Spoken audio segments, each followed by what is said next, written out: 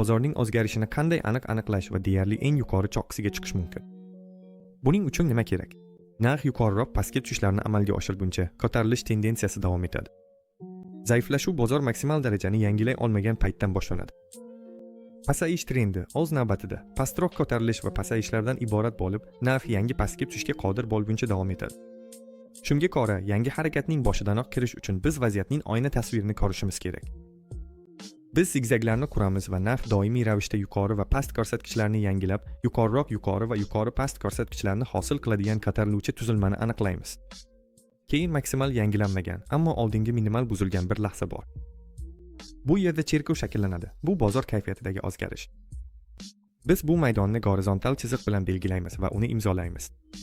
Shundan so'ng, keyingi impuls harakatida biz buyurtma blokini tanlaymiz va ushbu zonadan qisqa pozitsiyani joylashtiramiz. Qolgan narsa bitimning bajarilishini kuzatish. Agar videomizni saqlab qo'ymoqchi bo'lsangiz, obuna bo'lishni unutmang.